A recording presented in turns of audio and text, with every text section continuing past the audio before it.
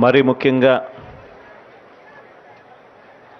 4-5 రోజులుగా క్రిందట కురిసిన వర్షాలు, ఈ 5 రోజుల్లో కురిసిన వర్షాలు జిల్లాలో మొత్తం యావరేజ్తో పోల్చుకుంటే కూడా అందులో సగం ఈ 4-5 రోజుల్లోనే కురిసిన పరిస్థితులు మనం అంతా కూడా చూస్తూ ఉన్నాం. దాదాపుగా 40 సెంటీమీటర్లు 60 సెంటీమీటర్ల వర్షం వచ్చిన పరిస్థితుల్లో మనందరికీ జరిగిన నష్టం, మనందరికీ వచ్చిన కష్టం, ఈ రెండు కూడా ఎవరైనా కూడా చెప్పాలనుకున్నా కూడా చెప్పడానికి కూడా సాధ్యపడనంత బాధ కలిగించే అంశాలే. దాదాపుగా ఈ ప్రాంతంలో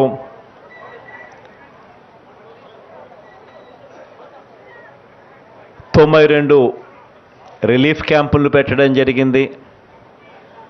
దాదాపుగా 8,364 మందిని రిలీఫ్ క్యాంపులకు కూడా షిఫ్ట్ కూడా చేయడం జరిగింది. దాదాపుగా మరూండ్ కేటగిరీ కింద దాదాపుగా 60,000 మందికి పైచిలకు వాళ్లకు రేషన్ బియ్యం 25 కేజీల దగ్గర నుంచి కందిపప్పు కేజీ, పామాయిల్ 1 లీటరు, ఒక కేజీ ఆనియన్, 1 కేజీ ఉల్లిగడ్డ, పొటాటో ఉల్లిగడ్డనే అంటారు కదా సరే,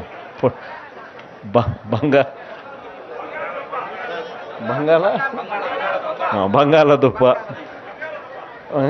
ఇతర ఇవన్నీ కూడా ఇవ్వడం కూడా జరిగింది.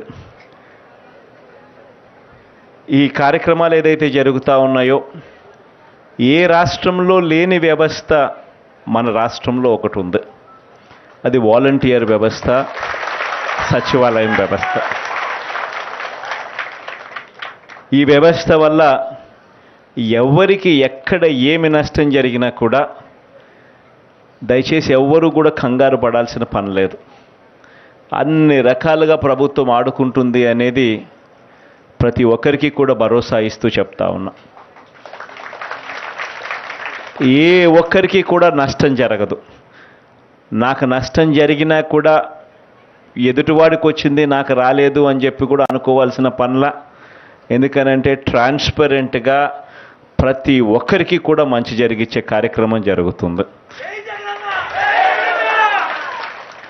ఎందుకనంటే మనందరి మధ్య ఈ వాలంటీర్ వ్యవస్థ, సచివాలయం వ్యవస్థ ఉంది కాబట్టి. ఇక జరుగుతూ ఉన్నాయి కార్యక్రమాలు, డిస్ట్రిబ్యూషన్ చేసే కార్యక్రమాలు, రేషన్ డిస్ట్రిబ్యూషన్ చేసే కార్యక్రమాలు జరుగుతూ ఉన్నాయి.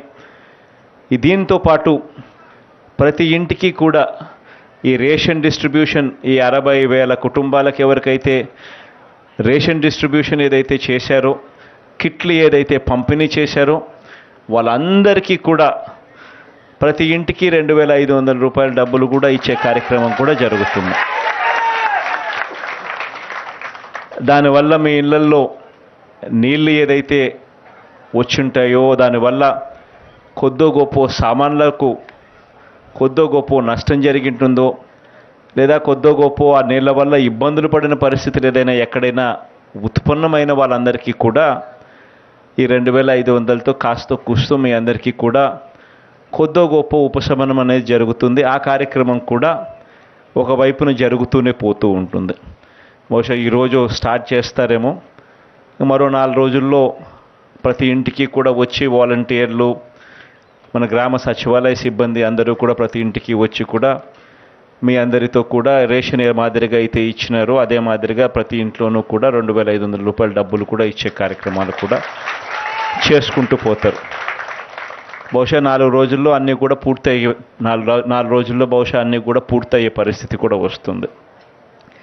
అదేవిధంగా పంట నష్టపోయిన పరిస్థితులు కూడా ఏ ఒక్కరు ఉన్నా కూడా ఎవరు భయపడాల్సిన పని లేదు, బాధపడాల్సిన పని లేదని కూడా ఈరోజు సందర్భంగా తెలియజేస్తా ఉన్నాం. లక్కీగా మనకు ఈ జిల్లాల్లో స్టాండింగ్ క్రాపు మనకు లక్కీగా లేదు కాబట్టి అది కాస్తో కూస్తో ఉపశమనం. ఎవరెవరైతే పంటలు వేశారో, ఎవరెవరైతే నష్టపోయిన పరిస్థితుల్లో అందరికీ కూడా 80% సబ్సిడీతో సీడ్ కూడా ఇచ్చే కార్యక్రమం కూడా, అందరికీ కూడా అందుబాటులో ఉండే కార్యక్రమాలు కూడా ఇచ్చే కార్యక్రమాలు కూడా చేసే కార్యక్రమం కూడా జరుగుతూ ఉంది. ఇవన్నీ కూడా రాబోయే రోజుల్లో మరో 4-5 రోజుల్లో పూర్తిగా అన్నీ కూడా దగ్గరుండి కలెక్టర్లు పూర్తి చేస్తారు. బహుశా ఒక వారం, ఈ రోజు నుంచి ఇంకొక వారం పట్టచ్చేమో, కానీ ఈ వారం లోపల అందరికీ కూడా ప్రతి ఒక్కరికి కూడా జరగాల్సిన మంచంతా కూడా జరుగుతుంది. కరెంటు కూడా చాలా ఫాస్ట్గా కూడా అందరు యంత్రాంగం మొత్తం ఇక్కడే పనిచేస్తూ ఉన్నారు. అందరూ కూడా కరెంటు రీస్టోర్ చేసే విషయంలో అందరూ కూడా రెట్టించిన వేగంతోనే పనిచేస్తూ ఉన్నారు.